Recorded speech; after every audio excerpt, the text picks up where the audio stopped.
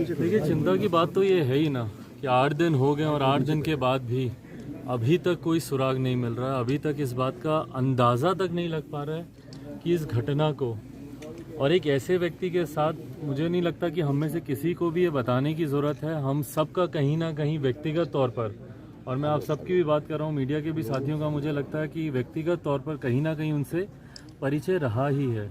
रुपेश जी जिस तरीके से मधुरभाषी थे, जिस तरीके से मिलनसार थे, मुझे नहीं लगता कि ऐसे व्यक्ति की किसी के साथ दुश्मनी हो सकती है। और अगर ऐसे व्यक्ति के साथ हमारे प्रदेश में अगर इस तरीके की घटना घट सकती है तो मुझे कहने में कहीं कोई संकोच नहीं है कि शायद ही फिर कोई बिहारी प्रदेश में सुरक्षित होगा।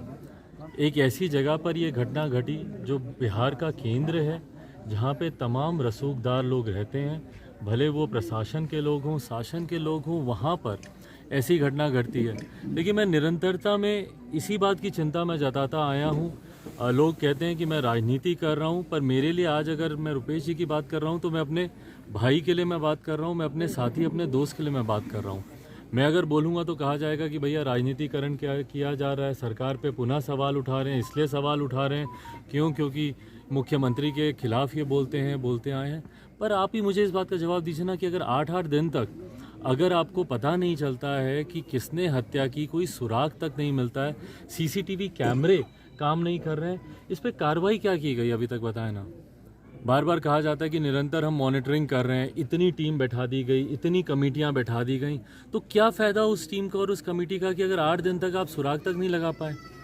क्यों नहीं इस बात के ऊपर जवाबदेही तय की जा रही है कि भैया सीसीटीवी कैमरास क्यों नहीं काम कर रहे थे। क्यों नहीं इस बात पे जवाबदेही तय की जा रही है कि ऐसी जगह पर अगर ऐसी घटना घट रही है तो स्थानीय प्रशासन उस वक्त क्या कर रहा था। क्यों इस बात की रिपोर्ट नहीं थी, क्यों इस बात की इंटेलिजेंस के पास जानकारी नहीं थी कि भैया इस तरीके से हथियारबंद लोग इतने प्रभावशाली इलाके में खुलेआम वो लोग घूम रहे हैं। तो जवाबदेही कौन तय करेगा।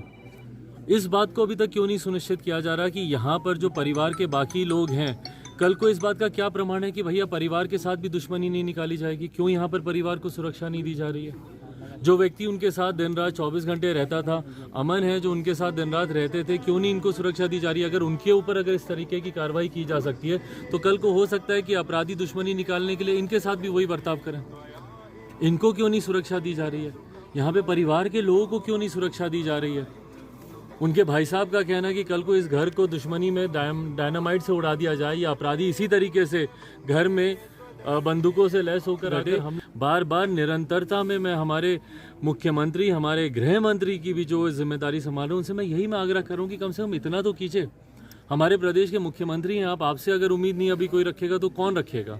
आज की तारीख में आप ही इस जिम्मेदारी को आप निभा रहे हैं, तो आप ही से ही हम लोग आग्रह कर सकते हैं। बट आपसे जब आग्रह करते हैं तो आपको लगता है कि भैया हम आपसे सवाल कर रहे हैं, हम आपके ऊपर प्रश्न उठा रहे हैं। प्रश्न नहीं उठा रहे हैं, पर आप हमारे प्रदेश के मुख्यमंत्री हैं, आप ही से ही हम लोग की उम्मीदें हैं। आप ही कुछ कार्रवाई कर सकते हैं। अगर आप भी नहीं कर पाएंगे तो फिर कौन कर पाएगा। कोई नहीं कर पाएगा। लॉ एंड ऑर्डर को संभालना राज्य सरकार की जिम्मेदारी होती है। इसीलिए आज पुनः आपसे आग्रह करते हैं कि एक तो जो घटना घटी उस पर तो जल्द से जल्द कार्रवाई की ही जाए, और अगर आपसे अगर नहीं बनता है तो सिफारिश करें आप सीबीआई से कि केंद्र की एजेंसी आए और वो आकर इसकी जिम्मेदारी संभाले, वो कम से कम तथ्यों को सामने लेकर आए। पर कम से कम दोबारा ऐसी घटना ना घटे, उनके परिवार के लोगों के साथ ऐसी घटना ना घटे, उनको तो कम से कम सुरक्षा मुहैया कराई जाए।